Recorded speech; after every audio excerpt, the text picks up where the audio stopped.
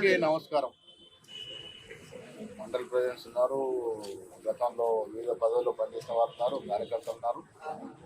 మీ ప్రీతం నాయకుడు గుర్తు గారు ఈయన పార్టీలో చేరినప్పుడు రేవంత్ రెడ్డి గారు నాకు పొద్దున ఫోన్ చేసి, ఒక ఉద్యమకారుడు, ఉద్యమ నాయకుడు వాళ్ళ పార్టీలో చేరుతున్నా, అది అక్కడే డిక్లేర్ చేద్దాం అన్నప్పుడు నేను మొదటిసారి చూసినప్పుడు చిన్న ఉన్నాడు, ఎక్కడ ఉద్యమం ఏంది అనుకున్నాను. తర్వాత మేము ఇంద్రవెల్లి మీటింగ్ చేయడం, తర్వాత చూస్తా పోతుంటే నిజంగా ఉద్యమానికి పర్సనాలిటీ అవసరం లేదు, ఉద్యమానికి ధైర్యం కావాలా, శక్తి కావాలా అనేది గ్రహించడం. సో ఆదిలాబాద్లో ఏకైక ఎమ్మెల్యే, ఒక రకంగా చెప్పాలంటే ఈయన గెలిచి మన పరువు కాపాడారు 2018లో. సరే మన పార్లమెంట్ కూడా గెలిచాం, గెలవలేదు. ఆదిలాబాద్ ఒకప్పుడు కాంగ్రెస్ కంచుకోట, టీడీపీ వచ్చే వరకు. తర్వాత రకరకాల కారణాల వల్ల మనం కొంచెం వెనకైనాం. ఇప్పుడు మళ్ళీ ఆశలు చిగురిస్తున్నాయి. ఆదిలాబాద్లో మన వైపు చూస్తూ ఉన్నారు.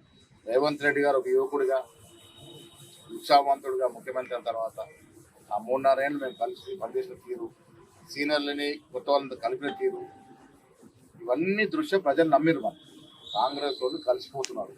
కాంగ్రెస్ నాయకులు, కార్యకర్తలు కలిసికట్టుగా పనిచేస్తే మనకు జీవన పార్టీ లేదు ఇండియాలో, భారతదేశం లేదు. మనం ఎప్పుడైతే విభేదించి విడిపోయి కొట్లాడుకున్నా వేరే పార్టీలో వస్తుంది. మేము ఎన్నికల ముందు ఆ అభిప్రాయాన్ని ప్రజలకు కలగజేసాం కూడా గెలిచినాం. నేను మన సిఎల్పి సమావేశంలో చెప్పిన, బుద్ధి గారు అక్కడ ఉండే, మా కళ్యాణం మీ వల్ల అయింది. మీరంతా కష్టపడితే ఎమ్మెల్యే గెలిచినాం, గవర్నమెంట్ వచ్చింది, నేను ఎమ్మెల్సీ అయినా, కొందరు ఎంపీలు అయినరు. మా కళ్యాణం మీరు చేసారు, ఇప్పుడు మీ కళ్యాణం చేయాల్సిన బాధ్యత మా మీద. రేవంత్ రెడ్డి గారు, నేను ఒకరోజు ఆయన ఇంటి నుంచి బ్రేక్ఫాస్ట్ చేసి సెక్రటరీ పోతున్నాం. ముందు పైలట్లు, ఎస్కట్లు పోతామంటే వెనక్కి తిరిగి, అన్న మనం ఈ సైరన్లు పైలట్ పోతున్నాం కరెక్ట్, కానీ ఇవన్నిటి కార్యకర్తలు కదా, మరి వాళ్ళ పండుగ ఎప్పుడు అది మనం చేయలేకపోతున్నామంటే ఆ పరీక్ష నుంచి ఆచరణ దిగి కరెక్ట్ వారం 10 రోజుల 37 కార్పొరేషన్ వేసినాం. వేసింది ఎవరికి వేసినాము? జిల్లా కాంగ్రెస్ కమిటీ అధ్యక్షుడు. ఇంకొంత ఎప్పుడు కాలే ఇట్లా. అంతకుముందు మంత్రి అనుచరులకి, మంత్రి దోస్తులకి, ఎమ్మెల్యే దోస్తులకి అయ్యేది. వాళ్ళు ఏమి చూడలేము మేము. ఫస్ట్ డిసిప్లిన్ జిల్లా కాంగ్రెస్ కమిటీ అధ్యక్షులకి 33 దాదాపు మెజారిటీ జిల్లా కాంగ్రెస్ కమిటీ అధ్యక్షులకు వచ్చింది. ఎన్ఎస్యూ, యూత్ కాంగ్రెస్, సేవాదల్, మహిళా కాంగ్రెస్, ఫిషరీస్, ఎస్టీ అందరు కూడా అడ్జస్ట్మెంట్ చేసింది. ఎవరు ఊహించుకోలే. మేము డిపార్ట్మెంట్లో పనిచేస్తే చైర్మన్లు వస్తాయని. చైర్మన్ గారు చాలా పెద్ద పని, ఇంకా డైరెక్టర్లు ఉన్నాయి. సో ఈ రకంగా రేపు వచ్చే ఎన్నికలు ఏంటి?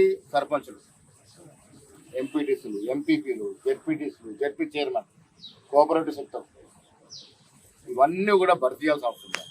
కొంత రిజర్వేషన్ వల్ల బీసీలు ఇలా అందరు అడుగుతున్నారు కాబట్టి ఆ సెన్సస్ కొద్దిగా సర్వే కావాలన్న దానివల్ల కొద్దిగా డీలే అవుతుంది. ఒక 3 నెలలు 4 నెలలు డీలే అవుతుంది. తర్వాత ఎన్నికలు అన్నీ వస్తాయి, సర్పంచ్ వస్తాయి, జెడ్పీటీసీలు వస్తాయి, ఎంపీపీలు వస్తాయి, అన్నీ వస్తాయి.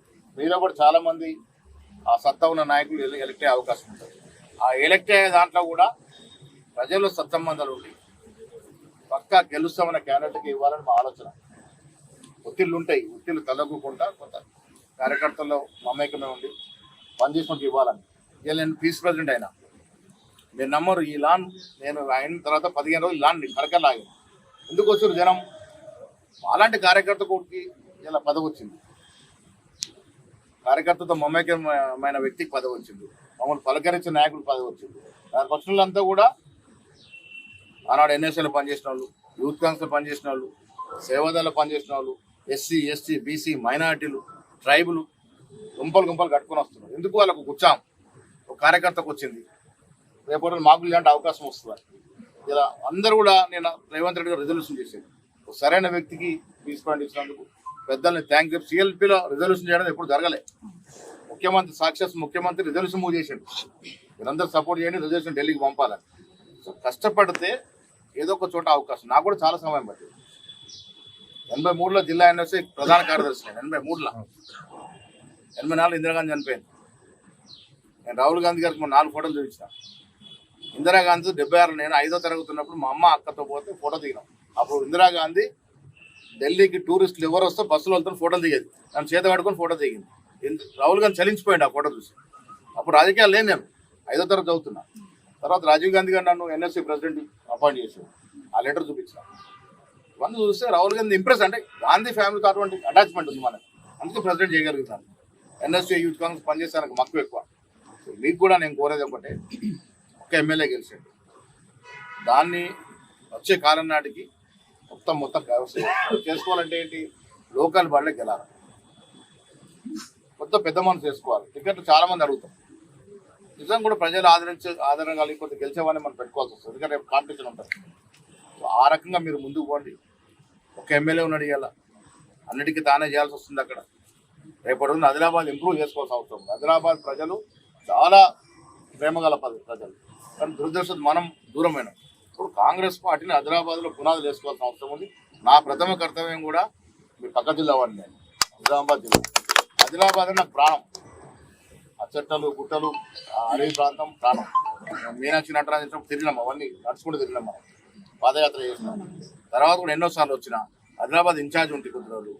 సో ఆదిలాబాద్లో కాంగ్రెస్ పునాదులు ప్రతిష్ట చేయాల్సిన అవసరం ఉన్నది. ఎమ్మెల్యే గారు ముందర పెట్టుకొని ప్రయత్నం చేయండి. ఏది ఉన్నా కన్సెన్సస్ అంటే ఏకాభిప్రాయం, 10 మంది కూర్చోండి, తగురుకు అవసరం లేదు. ఇవాళ నీకు సర్పంచ్ రాకుంటే రేపు ఇంకేదో జరుగుతుంది. రేవంత్ రెడ్డి గారు క్యాబినెట్లో పెట్టుకుంటాను, నువ్వు లేకుండా క్యాబినెట్ ఉంటుందా అన్నాడు. లాస్ట్కి నా సీటే త్యాగం చేయాల్సి వచ్చింది.